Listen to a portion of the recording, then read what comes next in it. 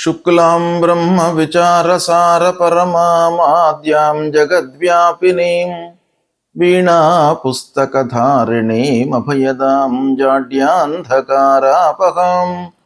హస్తే స్ఫాటికమాలికాం విదదతీం పద్మాసనే సంస్థితాం వందే తాం పరమేశ్వరీం భగవతీం బుద్ధిప్రదాం శారదాం. శ్రీ మహాగణాధిపతయే నమః. శ్రీ మహాసరస్వత్యై నమః. శ్రీ గురుభ్యో నమః. ఈ సంవత్సరము 3 మార్చి 2026 రోజున చంద్రగ్రహణం సంభవిస్తుంది. ఈ చంద్రగ్రహణము పూర్వ ఫల్గుని నక్షత్రం సింహరాశిలో సంభవిస్తుంది గనుక ఈ సింహరాశిలో సంభవిస్తున్నటువంటి గ్రహణము రాశులలో జన్మించినటువంటి వాళ్ళకి, అంటే మేషం నుండి మీన రాశులలో జన్మించినటువంటి వాళ్ళకి ప్రభావం ఎలా ఉంటుంది, ఎలాంటి విషయాలలో శుభ ఫలితాలు ఉంటాయి, ఎలాంటి వాటి లోపల అశుభ ఫలితాలు ఉంటాయి, ఏ విధంగా మనం దాన్ని రెక్టిఫై చేసుకోవాలి అనేటువంటి విషయాన్ని మనము చూద్దాం. సింహరాశి జాతకులకు ఈ గ్రహణం యొక్క ప్రభావం ఎలా ఉంది అనే విషయాన్ని చూసినట్టయితే సింహరాశిలోనే గ్రహణం సంభవిస్తుంది. పూర్వ ఫల్గుని నక్షత్రం సింహరాశిలో సంభవిస్తుంది. సింహరాశిలో జననమైనటువంటి వాళ్లకు జన్మస్థానంలో ఈ గ్రహణం సంభవిస్తుంది. అంటే 1వ స్థానంలో గ్రహణం సంభవించడము అధమ ఫలితాలను ఇస్తుంది. అంటే గ్రహణ గోచారము కొంత ఇబ్బందికరంగా ఉంటుంది. అంటే తన రాశిలోనే గ్రహణం సంభవిస్తుంది కాబట్టి మానసిక శారీరక ఇబ్బందులను క్రియేట్ చేసేటువంటి అవకాశాలు ఉంటాయి. కొంత మీరు చాలా ఆలోచించి నిర్ణయాలు తీసుకోవడము, ప్రతి విషయాన్ని కూడాను మనస్సుపైకి తీసుకోకుండా కొంత లైట్గా తీసుకొని అనుకూలంగా మీరు నిర్ణయాలు తీసుకోవడం అనేటువంటిది చాలా అవసరము అనేటువంటి విషయం మనకి ఇక్కడ ఈ జన్మస్థానంలో సంభవించడం మూలకంగా తెలుస్తుంది. ఇకపోతే సింహరాశిలో జన్మించినటువంటి ఉద్యోగులు, ముఖ్యంగా ఉద్యోగము చేస్తున్నటువంటి వారికి వర్క్ ప్లేస్లో అధికారుల మూలకంగా కొన్ని ఇబ్బందులు తలెత్తే అవకాశాలు ఉన్నాయి. వాళ్లకు అధిక బాధ్యతలు అప్పజెప్పేటువంటి అవకాశాలు ఉన్నాయి. అంటే చేస్తున్నటువంటి పనే కాకుండా ఇంకా ఎడిషనల్గా మీకు కొన్ని పనులు అప్పజెప్పడం మూలకంగా మీరు బరువు బాధ్యతలను ఇంకా ఎక్కువగా వహించవలసినటువంటి అవసరం ఏర్పడుతుంది. కనుక దానికి కొంత ప్రిపేర్ అయ్యి ఉండాలి. తద్వారా ఏమవుతుంది, శారీరక మానసిక ఇబ్బందులు తలెత్తేటువంటి అవకాశాలు ఉన్నాయి. ముఖ్యంగా అధికారులతో, తోటి ఉద్యోగులతో మీరు జాగ్రత్తగా ఉండాలి సింహరాశి వాళ్ళు. తర్వాత సమాజంలో మీకు పూర్వం ఉన్నటువంటి పేరు ప్రఖ్యాతులకు, గౌరవానికి భంగం వాటిల్లే అవకాశాలు ఉంటాయి. ఈ గ్రహణ మూలకంగా జన్మస్థానంలో సంభవిస్తుంది గనక ఆత్మీయులతో మీరు కొంత కలిసి మెలిసి ఉంటూ నిర్ణయాలను తీసుకోవాలి. తొందరగా వాళ్ళపైన మీరు ఒక రకమైనటువంటి కోపం కానివ్వండి, ద్వేషం కానీ మీరు పెంచుకోకుండా కొంత సంయమనంతో ఉన్నట్టయితే కొన్ని విషయాలను మీరు జాగ్రత్తగా హ్యాండిల్ చేసుకోగలుగుతారు. కనుక ఈ సింహరాశి జాతకులు ముఖ్యంగా గ్రహణ శాంతి తప్పకుండా చేసుకోవాలి. గ్రహణ శాంతి అనంటే ఆ గ్రహణానంతరము, అంటే పట్టు స్నానము, విడుపు స్నానము చేసిన తర్వాత గ్రహణానంతరము దైవ దర్శనం చేసుకోవాలి. తప్పకుండా దేవాలయానికి వెళ్ళి ఆ భగవంతుడి యొక్క అనుగ్రహాన్ని పొందాలి. తర్వాత గ్రహణానికి సంబంధించినటువంటి దానము ఇవ్వాలి. ఏం దానం ఇవ్వాలి అనంటే, ఒక నెయ్యి, ఆవు నెయ్యిని కంచు పాత్రలో కానీ రాగి పాత్రలో కానీ ఉంచి అందులో రాహువు, కేతువు, సూర్యుడు, చంద్రుడు ఈ బింబాలను ఉంచి, తర్వాత తిలలు, బియ్యము వాటిపైన ఈ పాత్రను ఉంచి మీరు సంకల్పపూర్వకంగా ఒక బ్రాహ్మణుడికి కానీ, అర్చనుడికి కానీ, లేదా దేవాలయంలో ఉన్నటువంటి ఎవరికైనా భగవంతుణ్ణి నిత్యము ఆరాధన చేస్తూ దేవాలయంలో భగవత్ సేవలో ఉన్నటువంటి వాళ్ళ కొరకై మీరు ఇది దానంగా ఇవ్వండి. ఇచ్చినట్టయితే మీకు తప్పకుండా శుభ ఫలితం కలుగుతుంది. తర్వాత సింహరాశి వాళ్ళు ఒక నెల రోజుల మట్టుకు ఆదిత్య హృదయం పారాయణం చేసుకోండి. సూర్యుడికి నమస్కారం చేస్తూ ఆదిత్య హృదయం పారాయణం చేసుకున్నట్టయితే మీకు ఈ జన్మ రాశిలో సంభవిస్తున్నటువంటి గ్రహణం మూలకంగా జనించేటువంటి దుష్ప్రభావము దూరమవుతుంది. చంద్రగ్రహణము ఈ సంవత్సరము 3 మార్చ్ 2026 రోజున ఏర్పడుతుంది. చంద్రగ్రహణము ఎలా ఏర్పడుతుంది అనే విషయాన్ని మనం చూసినట్టయితే, ప్రతి పౌర్ణిమ రోజున భూమి, సూర్యుడు, చంద్రుడు ఇవి అన్నీ కూడాను సరళ రేఖలోకి వస్తుంటాయి ఆకాశంలో. అయితే ప్రతి పౌర్ణిమ రోజున గ్రహణం ఏర్పడదు. భూమి యొక్క నీడ చంద్రునిపై పడడం మూలకంగా మనకు ఏర్పడేటువంటిదే చంద్రగ్రహణం అన్నమాట. ఈ ఖగోళంలో జరుగుతూ ఉన్నటువంటి ఒక అద్భుతమైనటువంటి సంఘటనల లోపల గ్రహణము, చంద్రగ్రహణము, సూర్యగ్రహణము ఇవి చాలా అత్యంత ప్రాధాన్యమైనటువంటి ఘటనలు.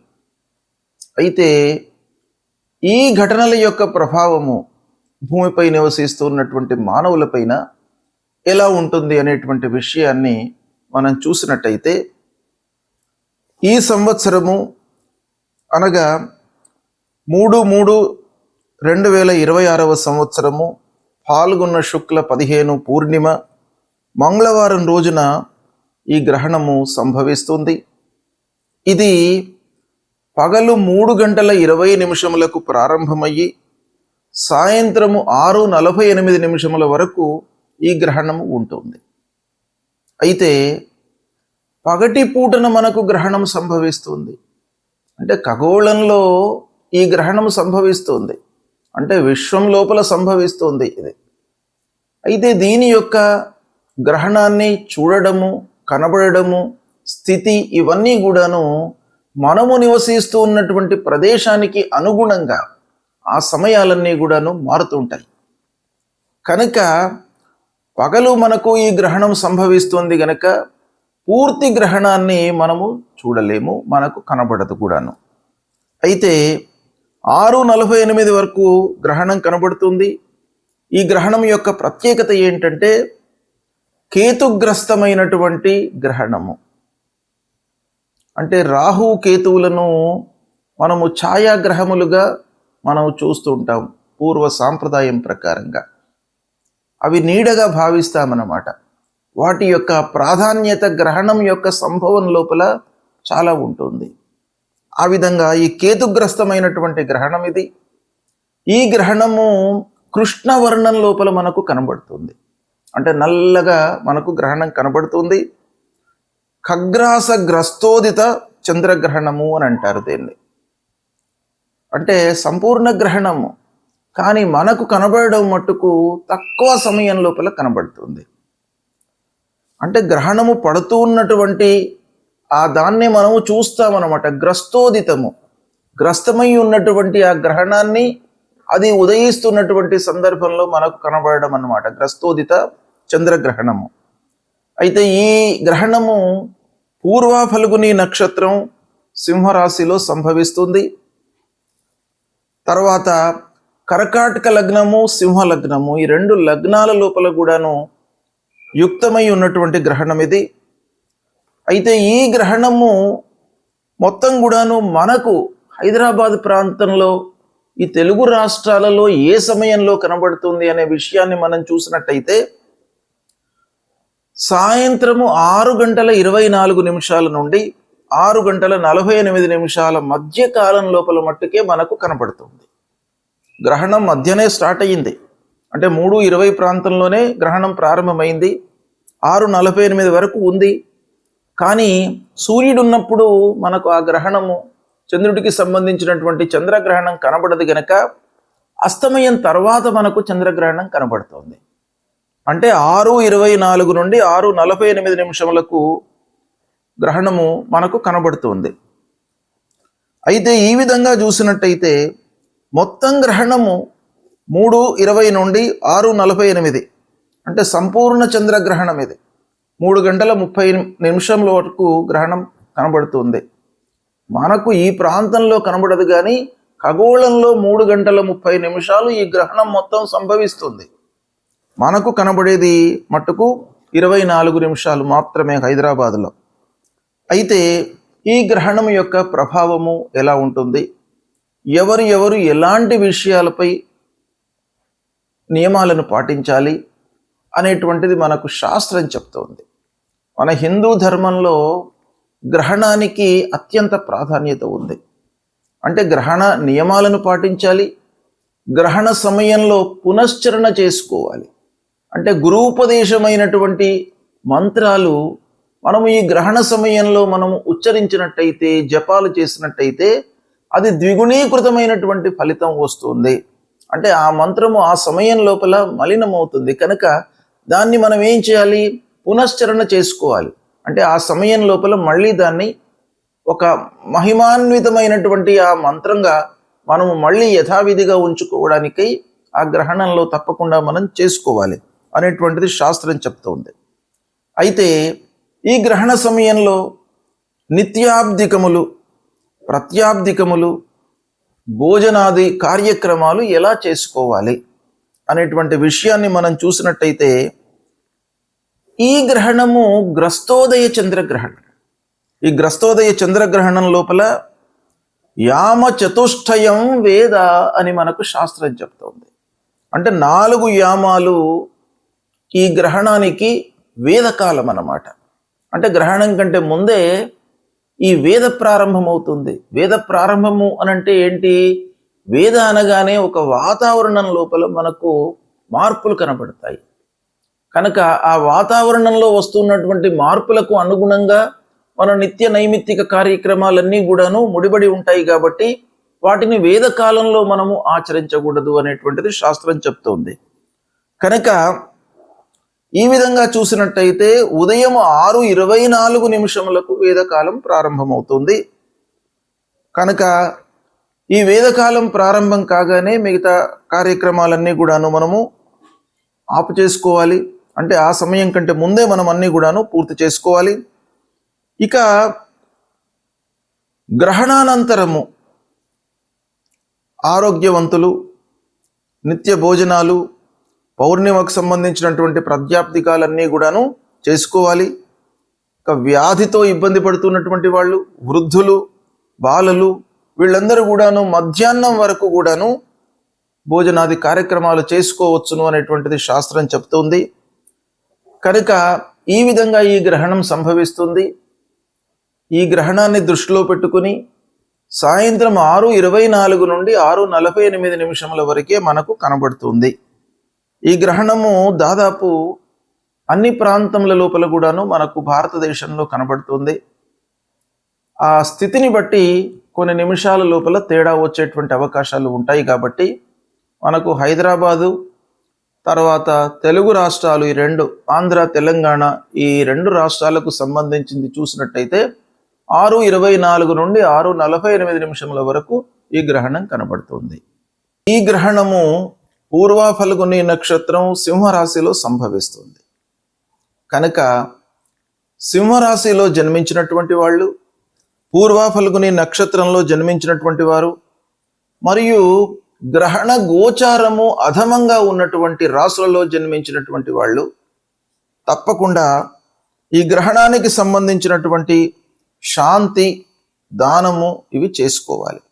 అయితే ఎవరికి అధమ స్థాయిలో ఉంది ఈ గ్రహణము అని మనం చూసినట్టయితే సింహరాశిలో సంభవిస్తుంది ఈ గ్రహణము.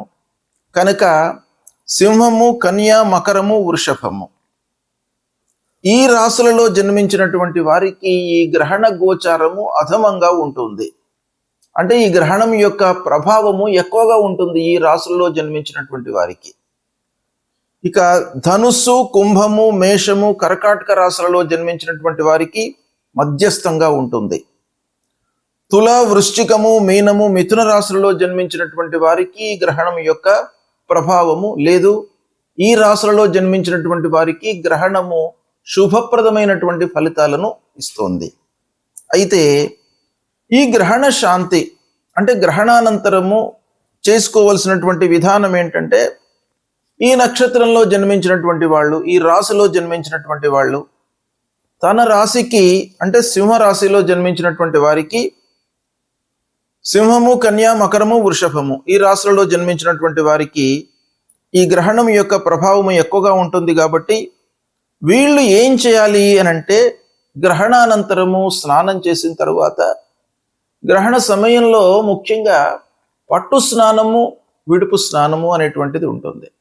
అంటే గ్రహణ ప్రారంభంలో స్నానం చేయడము, స్నానం చేసిన తర్వాత జపం చేసుకోవడము, గురూపదేశమైనటువంటి జపాన్ని చేసుకోవడము, తర్వాత గ్రహణానంతరం కూడాను విడుపు స్నానం చేసి దాని తరువాత ఈ గ్రహణానికి సంబంధించినటువంటి పరిహారాలు చేసుకోవాలి. అంటే ఏం చేయాలి అని అంటే వాళ్ళ శక్తి అనుసారం మనకు శాస్త్రం చెప్పబడి ఉంది. శాస్త్రంలో ఏముంది అని అంటే వెండితో కానివ్వండి, రాగితో కానివ్వండి, బంగారంతో కానివ్వండి, వాళ్ళ శక్తి అనుసారము సూర్యుడు, చంద్రుడు, రాహు, కేతువుల బింబాలను అంటే ప్రతిమలను చేయించి వాటిని ఒక ఆవు నెయ్యితో నింపినటువంటి తామ్ర పాత్ర లేదా కంచు పాత్ర లోపల ఉంచి తిలలు అంటే నువ్వులు, వస్త్రము, దక్షిణలను అందులో ఉంచి సూర్యచంద్ర రాహు కేతువులను ధ్యానించి దానం ఇవ్వాలి. అంటే యథాశక్తిగా దానికి పూజ చేసిన తర్వాత ఆ బింబాలను ఒక బ్రాహ్మణునికి కానివ్వండి, లేదా అర్చకుడికి కానివ్వండి, లేదా దేవాలయంలో నిత్యం కూడాను భగవంతుడి సేవలో నిమగ్నమై ఉన్నటువంటి వాళ్లకు ఎవరికైనా కూడాను ఇది దానం ఇవ్వచ్చును. దానం ఇస్తున్నటువంటి సమయంలో మీరు ఆ ధ్యాన శ్లోకాన్ని మట్టుకు చదువుకోవాలి, సంకల్పం చేసుకోవాలి. సంకల్పం ఏం చేయాలి? మమ జన్మ నక్షత్రే మమ జన్మ రాశి, ఈ రాశి లోపల మనకు గ్రహణం సంభవిస్తుంది గనక నేను ఇది ఇస్తున్నాను దానము అనేటువంటిది సంకల్పం చేసుకొని తమోమయ మహాభీమ సోమసూర్య విమర్దన హేమతార ప్రధానేన మమ శాంతి ప్రదోభవ. ఆ దానం ఇచ్చేటువంటి సమయం లోపల మనం ఈ శ్లోకం తప్పకుండా ఉచ్చారణ చేసి దానం ఇవ్వాలి. అంతేకాకుండా విదుంతుద నమస్తుభ్యం సింహికా నందనాచ్యుత దానే నానేన నాగస్య రక్షమాం వేదజాత్ భయం. అంటే ఈ గ్రహణం వలన ఉద్భవించినటువంటి భయము, ఆందోళన, తర్వాత అనారోగ్య సమస్యలు, ఇవన్నిటి నుండి కూడాను మమ్మల్ని కాపాడండి అనేటువంటి ఒక కోరికతో, ప్రార్థనతో మనం చేసి ఇది దానం ఇవ్వాలి. ఇచ్చినట్టయితే మనకు ఆ గ్రహణం మూలకంగా కలిగేటువంటి దుష్ప్రభావము దూరం అవుతుంది. శుభం.